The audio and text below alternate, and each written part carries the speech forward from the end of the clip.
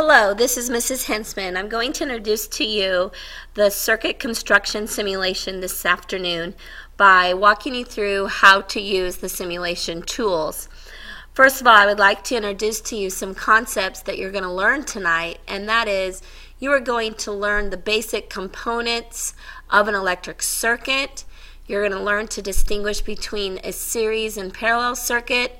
And then most importantly, you're also going to be able to draw schematic diagrams of these two types of circuits properly. The first section of this lab is basically just to familiarize yourself of how to build circuits using the tools and do it as quickly as possible. The way this simulation works is that you're going to come over here and grab as few parts as needed, maybe such as your cell, your voltage source, some connecting wires, a light bulb, and using as few as parts as possible to make a complete circuit. Right now this is not a complete circuit because we have a gap, so you'll need to close the gap. After every circuit that you build, you will need to then sketch a schematic diagram. Please make sure you are using the key provided from your notes or your plan from your teacher this afternoon.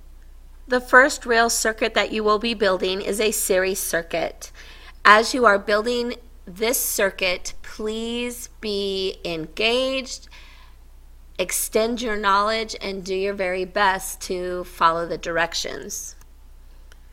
After building this circuit, you will then learn by using the tools at the side, by grabbing your voltmeter, which is right over here. So we have a voltmeter, an amp meter. So you're going to grab this voltmeter and you're going to be testing the voltage coming through your circuit. So once again, you are going to grab this tool and place it at one end, red probe at one end of the battery and the black probe at the other. Now notice in your voltmeter you have a negative voltage. So this is a 9-volt battery. What is this negative value telling you? Perhaps, or what if I changed my red probe here and changed here, what would my reading be? So this would be the proper way to measure. So if by chance today you have a negative voltage, it's because you have your leads switched.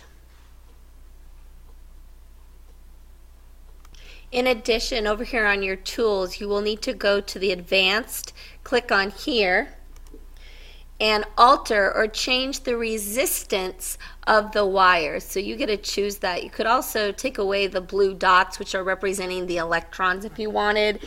And then lastly, one little hint I'm going to give you is that you can come up here visually and change your diagram visuals from lifelike, which is what you see right now, and then check your work for schematic diagrams, which would be here. Notice that these are the correct symbols to be using, or the ones that I provided for you today in the class. The second circuit is building a parallel circuit. Once again, you will assemble and construct a parallel circuit, then sketch the schematic diagram, and then thirdly, learn by doing, once again using your voltmeters. And then be ready to participate in a real hands-on lab experiment on Friday where you will be building your own circuits. Have a great night.